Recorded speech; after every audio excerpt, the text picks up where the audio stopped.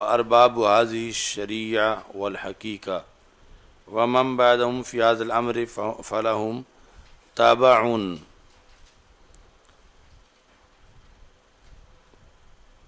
اچھا جی، جو بعد میں ہیں وہ ان کے تابع ہیں۔ تابعون تابع۔ اچھا جی، ومن بعدهم اے من اتا بعد هؤلاء الائمۃ فی الزمان سالکا فی هذا الامر، یعنی اس میدان کے اندر جو بعد میں آئے زمانے کے اندر وہ لوگ، وهو علم الشریعۃ والحقیقۃ، بعد والے تابع ہیں۔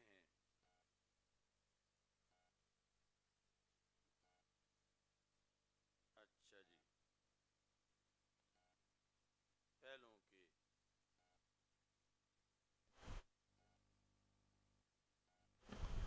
کے علم شریعت میں جو بعد میں آ رہے ہیں اور حقیقت میں جو بعد میں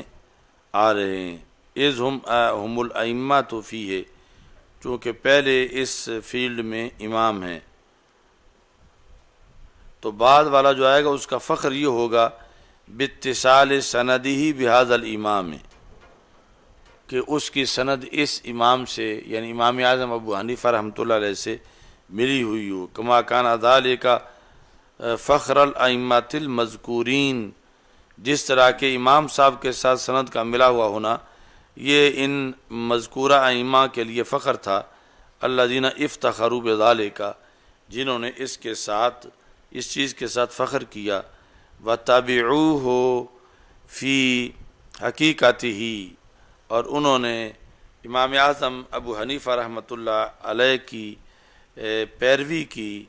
اس امر کی حقیقت میں، اور پیروی کی آپ کی مشرب کی، وقت ادا کثیر منہم بطریقتہ و مذہبہ، اور بہت سے لوگوں نے ائمہ میں سے آپ کے طریقت کی اور آپ کے مذہب کی پیروی کی۔ فَلَهُمْ، اس کا تعلق ہے تابعن کے ساتھ، اور تابعن تحریک کے ساتھ، یعنی تبعن نہیں تابعن، یہ تابع کے معنی، یہ خبر ہے مبتدا معذوف کی، اور جملہ خبر ہے سارا مل کے من کی، اور اس پر فا داخل ہوا کیونکہ من کے اندر من عموم کا ہے، اور تو یہ شرطیہ کے مشابہ ہوا۔ آگے فَكُلُّ مَنْ خَالَفَ مَا تَمَدُوهُ مردود، جس نے کل ما یعنی ہر وہ رائے جو امام صاحب کی معتمد فرمان کے خلاف ہو، یا ما تمادو ہو، جس پر یہ جو ائمہ جن کا تذکرہ ہوا انہوں نے اعتماد کیا ہے، یعنی جو انہوں نے تعریف کیا امام اعظم ابو حنیفہ کی اور آپ پر فخر کیا ہے، اس کے مقابلے میں جو رائے ہے وہ مردود ہے۔ من حیث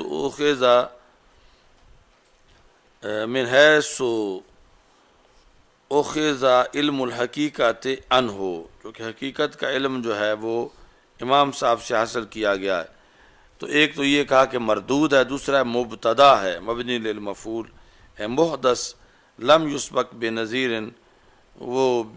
بدعت کا قول ہے جس کی پہلے کوئی نظیر نہیں ملی۔ وبالجملۃ فلیس ابو حنیفہ، اوپر اب دیکھو، فلیس ابو حنیفہ فی زہدہ وورعہ وعبادتہ وعلمہ وفہمہ بمشارکن، کہ کوئی بندہ امام صاحب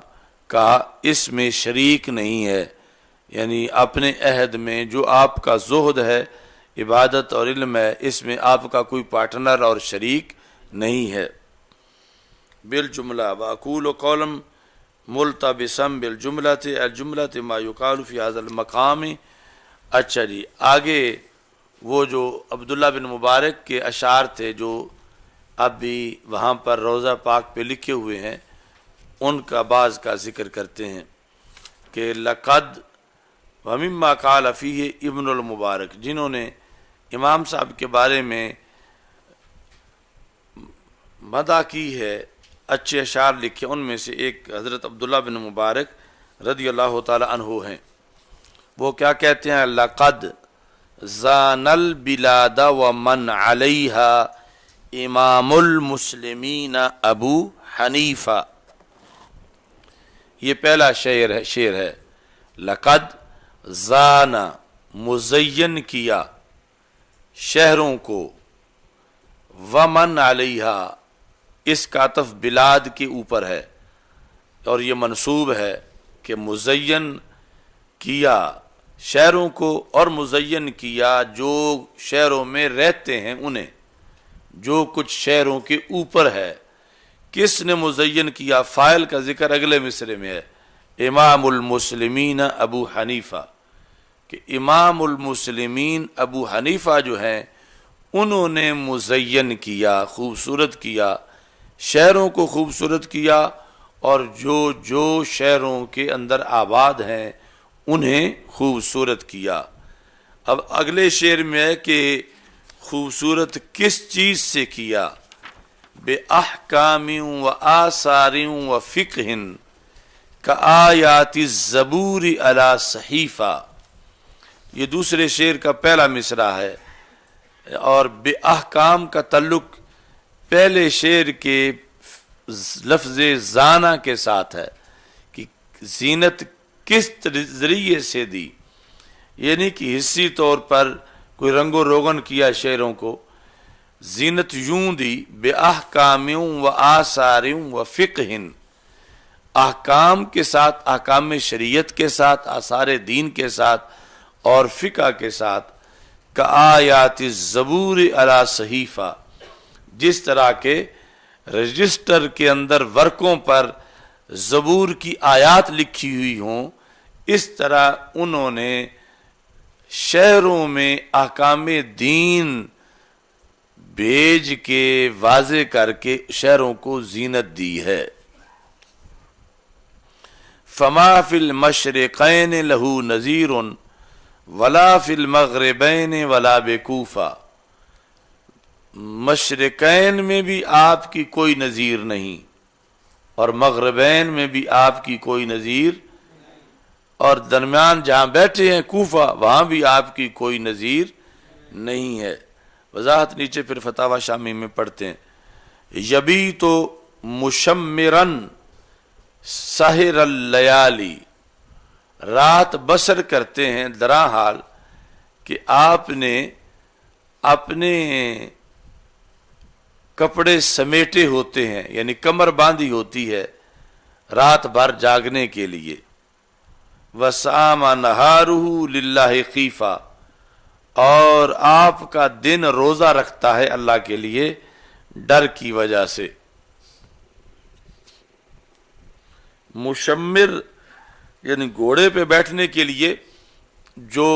کپڑے سمیٹے جاتے ہیں جب بیٹھنے والے نے تہ بند باندھا ہوا ہو، یعنی شلوار تو ویسے سمٹی ہوتی ہے، تو تہ بند جو ہے اس میں اگر تشمیر کے بغیر بیٹھیں تو پھر بندے کے ننگا ہو جانے کے زیادہ احتمال ہوتے ہیں، تو اس وجہ سے گھوڑے پر بیٹھنے سے پہلے تشمیر کی جاتی ہے، یعنی وہ ایک تیاری ہے جس سے بندے کے چاقو چوبند ہونے کا پتہ چلتا ہے کہ یہ اب تشمیر کر کے سونے نہیں لگا بلکہ گھوڑے پہ بیٹھنے لگا۔ تو مشمرن، اس طرح رات امام اعظم ابو حنیفہ یوں اپنے کپڑوں کو سمیٹ لیتے ہیں کہ جس سے پتہ چلتا سونے نہیں لگے بلکہ اللہ کے دربار میں قیام کرنے لگے۔ تشمیر کا تو پتہ ہی ہے نا سب کو، جنہیں جنہیں پتہ ہے ہاتھ کھڑا کرو۔ ابھی تو زیادہ زمانہ نہیں گزرا، ابھی کل کی بات ہے۔ اچھا، اس کا مطلب آپ دیہاتی بھی پورے نہیں ہیں، شہری تو ویسے ہی نہیں ہے۔ تو تہ بند باندھا ہوتا ہے نا، تہ بند، تو تہ بند کا جو نیچے والا کنارہ ہے دونوں قدموں کے درمیان پیچھے لٹک رہا ہوتا ہے نا، سامنے سے تو تہ بند خالی ہے، پیچھے جو ہے وہ جو چادر لٹک رہی ہے، یعنی دونوں قدموں کے درمیان جو چادر کا کنارہ ہے، ہاتھ ڈال کے نیچے اس سے پکڑنا اور اس سے پکڑ کے آگے لا کر جہاں پر تہ بند باندھا ہوا ہے وہاں اس کو نیچے سے دے کے کھینچنا، تو اس سے پھر وہ ساری چادر جو ہے وہ ٹانگوں کے ساتھ سمٹ جاتی، جیسے شلوار ہوتی ہے، پنجابی میں اس کو لانگڑ کرنا کہتے ہیں۔ تو یہ ہے تشمیر، کہ جس سے وہ پھر یعنی اگر آگے وہ کپڑا پھنسا رہے تو پھر دونوں ٹانگیں جو ہیں ان کے ساتھ کپڑا یوں ہی لگ جاتا ہے جیسے شلوار پہنی ہوئی ہو، اگرچہ بالکل شلوار تو نہیں بنتی اور نیچے سے کچھ نہ کچھ ٹانگیں ننگی نظر آتی ہیں، لیکن وہ یہ کہ اس کا سطر کھل جائے گھوڑی پر بیٹھنے پر تو ایسا نہیں ہوتا، چونکہ گھوڑی پر بیٹھے ہوئے جب وہ دوڑے یا چلے تو زیادہ احتمال ہوتے ہیں اس کے کہ کپڑا اس کی گھٹنوں سے ہٹ جائے یا رانوں سے ہٹ جائے، تو تشمیر حفاظت کرتی ہے، اور یہ اس کا ایک قسم کا چاکو چوبند ہونا ہے، تو یہ ہے لفظ تشمیر۔ اچھا جی،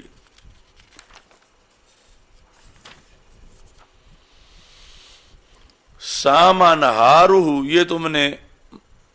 مختصر المعانی اور مطول میں پڑھا ہے، مجاز، جس طرح کہتے ہیں کہ نہر جاری ہے، حالانکہ جاری تو پانی ہوتا ہے، نہر جاری نہیں تو مجازن کہتے ہیں، ایسے ہی روزہ تو بندہ رکھتا ہے تو مجازن کہہ جاتے ہیں ساما نہارہ، فلاں کے دن نے روزہ رکھا ہوا ہے، تو یہاں ہے ساما نہارہ للہ خیفہ، کہ امام اعظم اپنے دن کو روزہ رکھتے تھے اللہ کے ڈر کی وجہ سے۔ فمن کا ابی حنیفہ فی اولہ امام للخلیقۃ والخلیفہ، کون ہے وہ دنیا میں جو امام اعظم ابو حنیفہ جیسا ہو بلند شان میں، یعنی اس وقت سے لے کر بعد میں پہلوں کے ساتھ مقابلہ نہیں ہے۔ فمن کا ابی حنیفہ فی علا ہو، علا میں بلندی میں، کون ہے جو بلندی میں امام اعظم ابو حنیفہ جیسا ہو؟ کیا بلندی ہے ان کی؟ امام للخلیقۃ والخلیفہ، کہ ساری رعایا بھی ان کو امام مانتی ہے، بادشاہ بھی ان کو امام مانتا ہے، یعنی بادشاہ اگرچہ دشمن ہے لیکن صلاحیتوں کا قائل ہے، اس لیے وہ کہتا ہے کہ یہ میرے چیف جسٹس بنے، امام للخلیقۃ والخلیفہ۔ اچھا جی، اب یہاں تک نیچے شامی پڑھ لو۔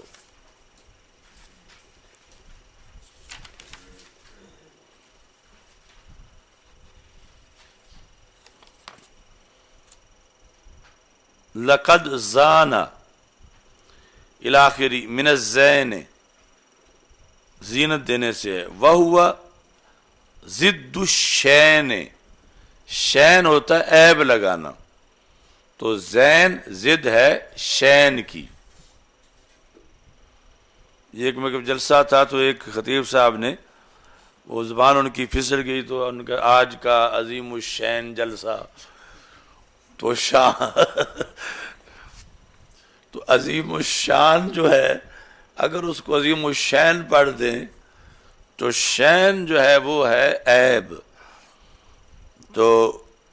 یہ شین ضد ہے زین کی۔ یقالو زانہ و ازانہ و زینہ و ازینہ، تو یہ انہوں نے لغت میں کہا کہ یہ مجرد جو ہے اس کی موافقت ہے مزید کے ساتھ، یعنی یہ جو زان ہے یہ بھی متعدی ہے، ویسے تو متعدی بنانے کے لیے باب افعال پہ لاتے ہیں، اور اکرما یا تفیل پہ کرما، تو یہ جو ہے مجرد بھی وہی معنی دیتا ہے، اس واسطے کا زانہ و ازانہ، ازینہ باب افعال، وزینہ و ازینہ، یعنی اگر قانون نہ بھی لگائیں یہ سب ایک ہے، جس طرح کہ القاموس المحیط میں ہے۔ اور بلاد جو ہے یہ بلد کی جمع ہے۔ بلد کیا ہے؟ کل قطعۃ من الارض مستحیزۃ عامرۃ او غامرۃ، ہر زمین کا ٹکڑا جس کی کوئی علیحدہ شناخت ہے، جو آباد ہو یا گنجان آبادی والا ہو، قاموس میں ہے من علیہا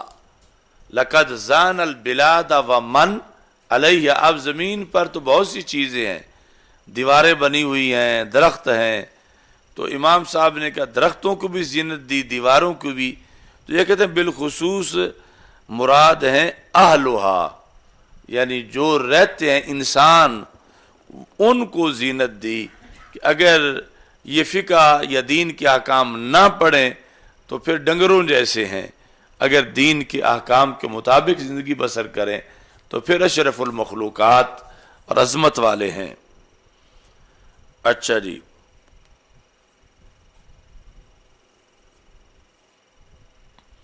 بِأَحْكَامٍ یہ متعلق ہے زانا کے، ووجہ ذالک ان استنباط الاحکام الشرعیۃ وتدوینها وتعلیمها للناس سبب للعمل بها، یعنی استنباط پر عطف ہے تدوین کا، اور استنباط پر عطف ہے تعلیم کا، کہ احکام شرعیہ کو مستنبط کرنا پہلے نمبر پر، پھر ان کو مدون کرنا، پھر وہ احکام لوگوں کو پڑھانا، یہ تینوں چیزیں سبب ہیں ان احکام پر عمل کا، کہ ایسا اگر ہوگا تو لوگ عمل کر سکیں گے۔ اگر احکام مستنبط ہی نہ ہوتے جو مجتہدین نے، امام صاحب نے کیے ہیں، تو عمل پھر کوئی ان پہ کیسے کرتا؟ اچھا جی، ولا شک ان الانقیاد للاحکام الشرعیۃ، اس میں کوئی شک نہیں کہ احکام شرعیہ کے سامنے جھک جانا، یعنی اکڑنا نہیں، ان کو احکام شرعیہ کے سامنے سر تسلیم خم کر لینا کہ ہم ان پہ عمل کریں گے۔ انقیاد اور عمل، انقیاد للاحکام الشرعیۃ وعمل الحکام بها والرعیۃ، جب حکمران اور رعایا دونوں ہی شریعت کے احکام پر عمل کریں تو یہ ہے زین للبلاد والعباد، اب وہ ملک اور وہ شہر خوبصورت ہیں کہ جہاں شریعت پہ عمل ہو رہا ہے۔ اگر شریعت پہ عمل نہ ہو، خواہ سڑکیں شیشے کی ہوں اور بازار سونے کے ہوں، تو وہاں پر زینت نہیں ہے۔ زینت وہاں ہے جہاں بادشاہ اور رعایا شریعت پہ عمل کریں، اور شریعت پہ عمل تب ہو سکتا ہے جب شریعت کے احکام مدون ہوں، اور مدون تب ہوں جب مستنبط ہوں۔ تو اس بنیاد پر امام صاحب نے زینت بخشی ہے سارے شہروں کو۔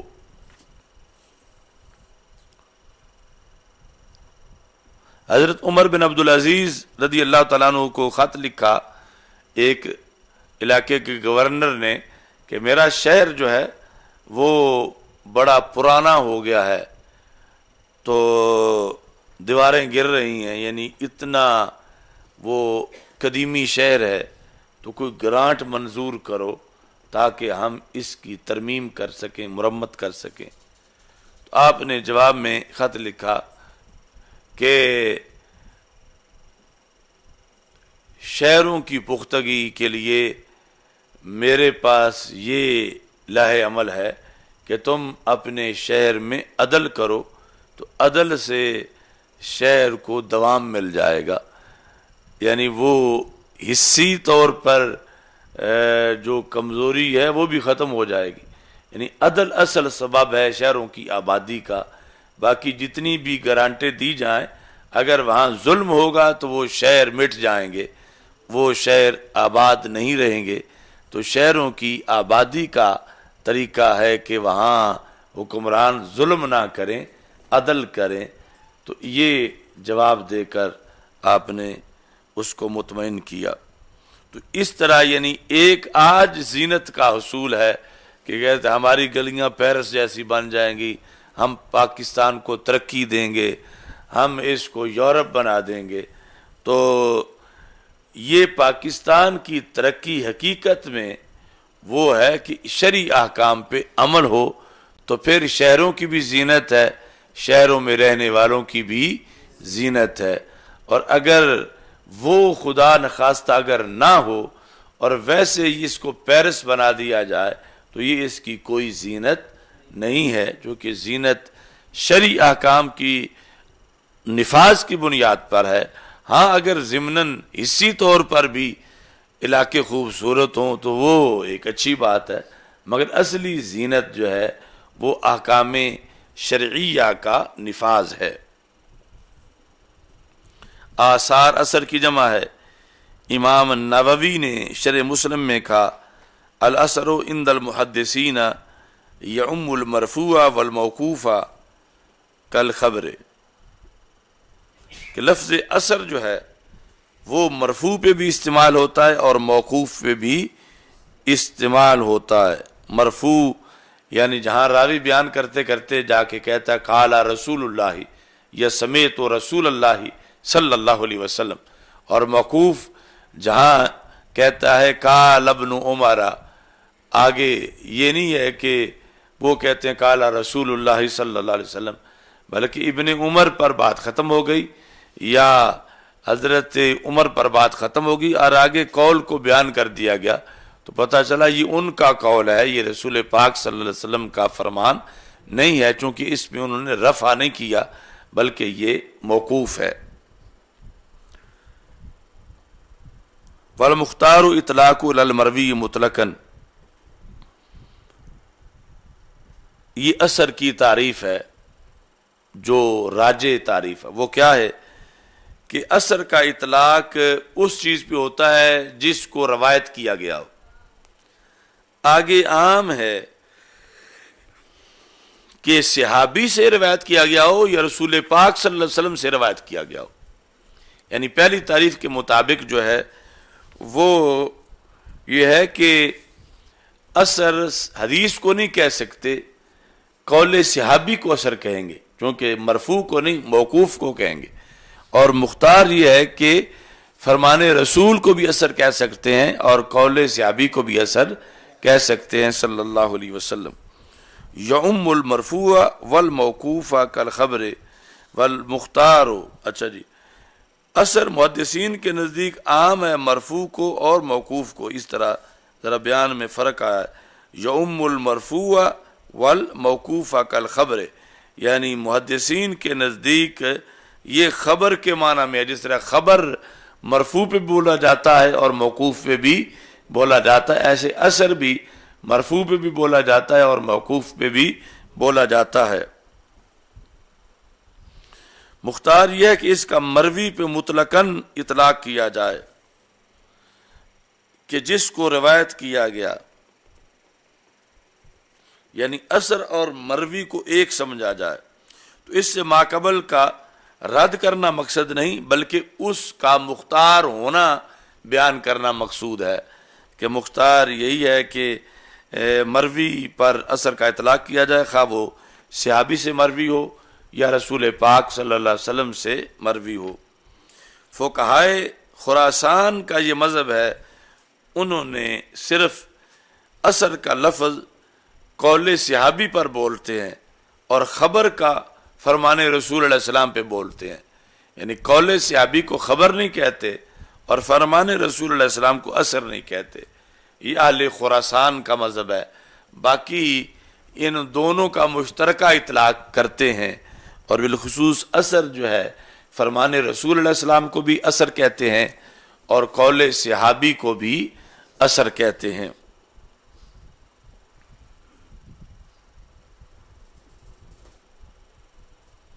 وَلَقَدْ كَانَ رحمہ اللہ تعالی اماما فی ذالک، امام اعظم ابو حنیفہ رحمۃ اللہ علیہ اس فن میں امام تھے، کیونکہ آپ نے رضی اللہ تعالیٰ عنہ نے اخذ الحدیث عن 4000 شیخ من ائمۃ التابعین وغیرہم، کہ آپ نے 4000 شیوخ سے پڑھا تھا، جن میں سے کچھ تابعی تھے اور کچھ غیر تابعی تھے۔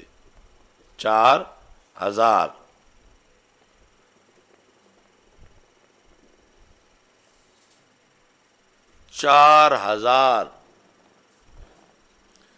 تو للناس فیما یعشقون مذاہب،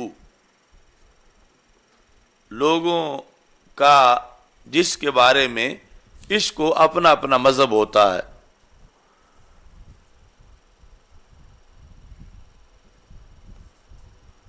یعنی کبھی کسی جہت کو فضیلت ہوتی ہے، کبھی کسی جہت کو فضیلت ہوتی ہے، یعنی کسی کی شان بیان کرنے والا کو یہ کہے گا کہ حضرت صاحب ساری زندگی اپنے گھر سے باہر نکلے ہی نہیں، اور کبھی یہ حضرت صاحب ساری زندگی گھر بیٹھے ہی نہیں، انہوں نے سفر ہی سفر کیے ہیں تعلیم کے لیے۔ تو کبھی یہ ہے کہ یہ حضرت صاحب جو ہیں یہ فلاں کے شاگرد ہیں، اور استاد ایسا کامل تھا اس نے کمی چھوڑی نہیں، پھر انہیں کہیں جانا ہی نہیں پڑا۔ یک در گیر و محکم گیر۔ اور دوسری طرف کہ یہ حضرت صاحب ہیں، ان کے ایک دو استاد نہیں، 4000 استاد ہیں ان کے۔ تو یہ یعنی وہ جو زمانہ تھا، وہ زمانہ اس کے اندر شان اس میں بڑی تھی کیونکہ مختلف شیوخ تھے دنیا میں پھیلے ہوئے، تو ایک ایک شیخ کی مرویات جا کے اس سے حاصل کرنا، ورنہ جو بعد میں بڑے بڑے تھے ان بڑوں بڑوں میں سے وہ ایک اکیلے بھی بڑے بڑے تھے 4000 کے اندر، یعنی 4000 جو امام صاحب کے استاد تھے ان میں بھی تو ایسے شیخ الطائفہ تھے کہ جو اکیلے ہی کوئی کمی نہ چھوڑتا، لیکن جو ظاہری طور پر حدیث کے الفاظ تھے وہ جدا جدا لوگوں کے پاس تھے، اور اس وقت ابھی ہر ایک سے لے کر اکٹھا کرنا یہ بڑا کام تھا۔ تو اس واسطے پھر امام صاحب نے یک درگیر وہ محکم گیر پہ عمل نہیں کیا، بلکہ وہ 4000 مشائخ کے دروازے پہ پہنچے اور وہاں سے انہوں نے پڑھا۔ اچھا جی، وَمِن ثم ذکر الذہبی وغیرہ، اسی واسطے امام ذہبی اور امام ذہبی کے علاوہ جو ہیں انہوں نے طبقات الحفاظ من المحدثین میں ذکر کیا یہ۔ اچھا جی، اس بات کو اب وہ چواں کرمے کے در سنگے نحاس، زمین و آسمان او ہماس، کہ وہ جو کہتے کہ صرف 17 حدیثیں آتی تھیں، استاد 4000 ہیں اور حدیثیں 17 ہیں۔ یعنی ہر استاد سے اگر 10 بھی پڑھیں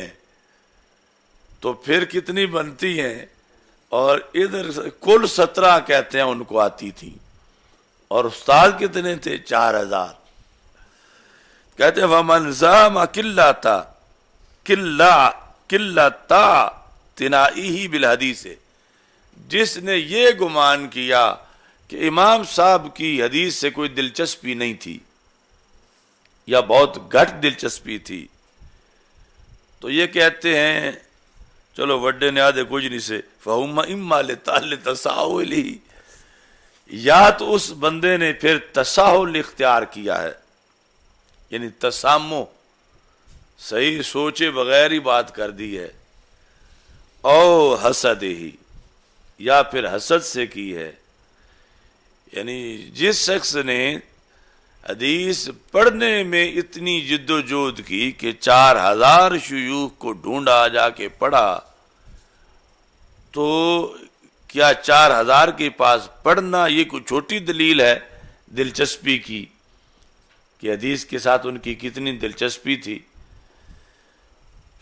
آگے اذ کیف یتأتی، کہتے ہیں یہ کیسے یہ بات آ سکتی ہے. یتأتی یہ فعل کا، اس فعل کا صدور کہ 4000 کے پاس پڑھنے جانا کیسے ہو سکتا ہے. ممن اس بندے سے، ہوا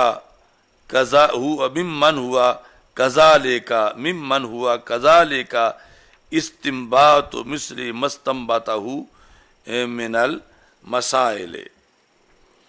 اور دوسرا یعنی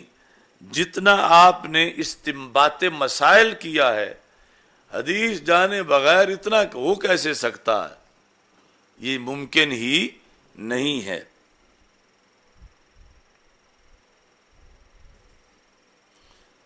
اور ساتھ یہ بات بھی ہے، یعنی اگر ہو کہ مسائل بڑے مستنبط کیے ہیں تو حدیث آتی نہیں تھی لیکن مسائل مستنبط کر لیے ہیں، کہ ان سے پہلے جو ہیں وہ بہت سے گزرے تھے جنہوں نے مستنبط کیے ہوئے تھے، تو انہوں نے ان سے نقل کر لیے ہیں، یا اس طرح کر کے کہتے ہیں ما انہ اول من استنبط من الادلہ تھے. اور ادھر یہ ہے کہ یہ ہیں ہی وہ پہلے جنہوں نے سب سے پہلے استنباط کیا ہے ادلہ سے، سب سے پہلے. تو اگر ادلہ آتی نہ ہوں تو استنباط کیسے کیا ہے، باوجود اس کے کہ آپ وہ پہلے ہیں. من استنبط من الادلۃ علی الوجہ المخصوص المعروف فی کتب اصحابہ، کہ جنہوں نے استدلال کیا سب سے پہلے اور مخصوص طریقے پر اور معروف طریقے پر، کہ جو آپ کے اصحاب کی کتب میں لکھا ہوا ہے، یعنی بالخصوص امام ابو یوسف اور امام محمد رحمۃ اللہ علیہما.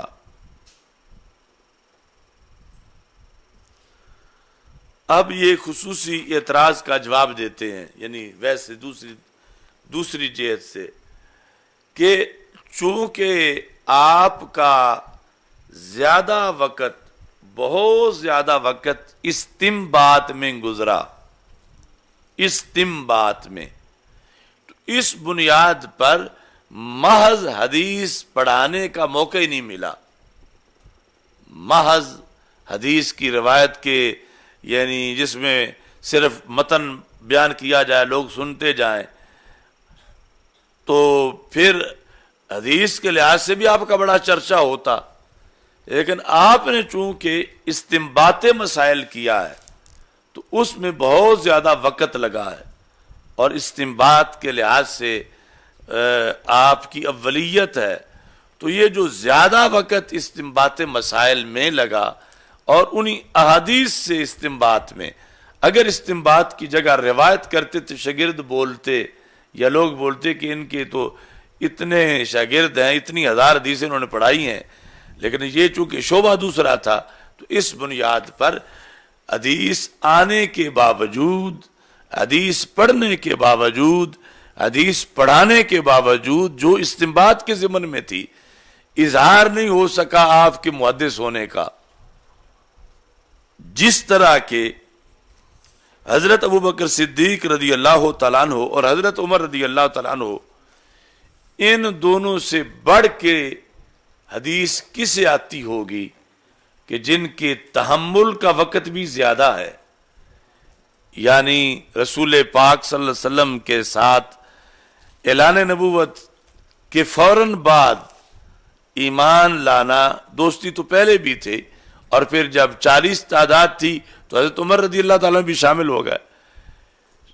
ایک طرف یہ پرانے اور دوسری طرف حضرت ابو ہریرہ رضی اللہ تعالیٰ عنہ جیسے جو ہجرت کے 7ویں سال جنہوں نے کلمہ پڑھا، تو انہوں نے کیا کچھ دیکھا، یہ جو پہلے تھے کیا کچھ سنا، اور کس قدر ذہانت تھی. مگر چونکہ آگے ڈیوٹی اس دین کو نافذ کرنے کی لگ گئی، جب زمانہ روایت کا آیا، نے روایت کرنی تھی رسول پاک صلی اللہ علیہ وسلم کے وصال کے بعد، اس وقت ان کی ڈیوٹی تھی کہ جو دین پڑا ہوا ہے وہ نافذ کرنا ہے جنگوں میں اور پھر فتنوں کی سرکوبی میں۔ تو ان کے اس ذخیرہ حدیث کے اظہار کا انہیں موقع ہی نہیں ملا، سستی کی وجہ سے نہیں بلکہ اس وجہ سے کہ ان کا فیلڈ دوسرا تھا۔ تو ایسے ہی امام اعظم ابو حنیفہ کو حدیثیں آتی بڑی تھیں لیکن اظہار کا موقع ہی نہیں ملا چونکہ فیلڈ دوسرا تھا اور وہ کام کوئی اور کر نہیں سکتا تھا۔ روایت حدیث تو آسان تھا اور حدیث سے مسئلے استنباط کرنا بڑا مشکل تھا۔ تو اس بنیاد پر پھر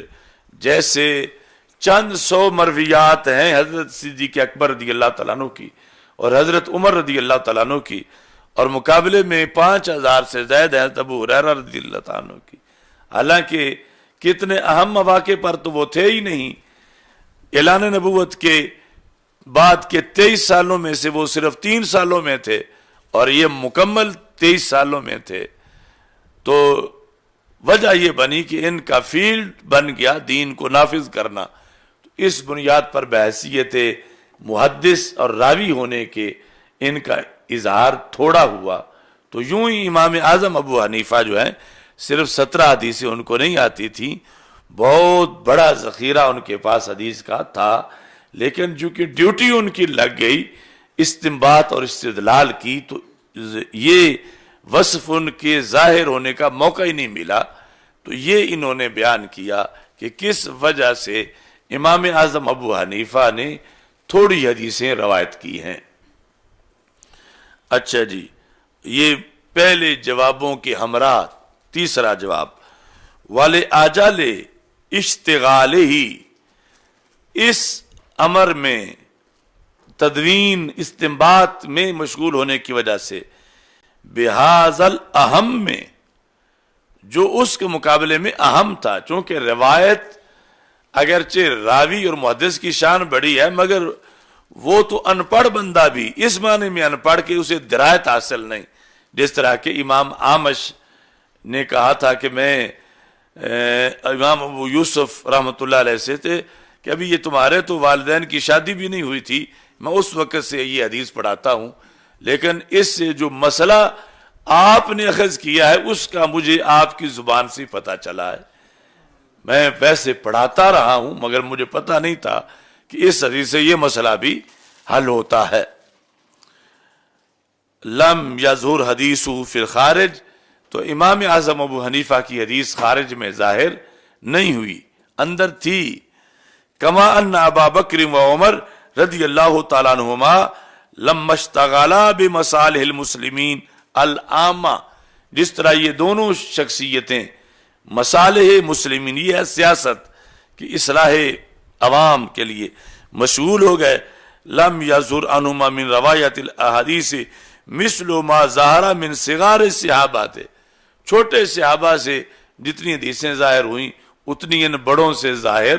نہیں ہوئیں۔ یہ نہیں کہ انہیں آتی نہیں تھیں بلکہ یہ کہ ان کا اس سے بڑا فیلڈ تھا اور اس کام کا موقع ان کو نہیں ملا۔ ایسے ہی امام مالک اور امام شافعی نہیں ظاہر ہوئی ان سے حدیثیں مثل اس کی جو ظاہر ہوئی امن تفرغ للروایات، جس طرح کہ ان سے ظاہر ہوئی جو کہ فارغی روایت کے لیے تھے، جن کی فراغت تھی یعنی فیلڈ ان کا روایت کرنا تھا، جس طرح کہ ابو زرع اور یحییٰ بن معین لاشتغالہما بذالک الاستنباط، ہما جو ہے یہ امام مالک اور شافعی بوجہ مشغول ہونے ان دونوں کے استنباط کے ساتھ کہ وہ استنباط میں تھے اور یہ دوسرے حضرات جو ہیں یہ روایت میں مصروف تھے۔ الحمدللہ رب العالمین۔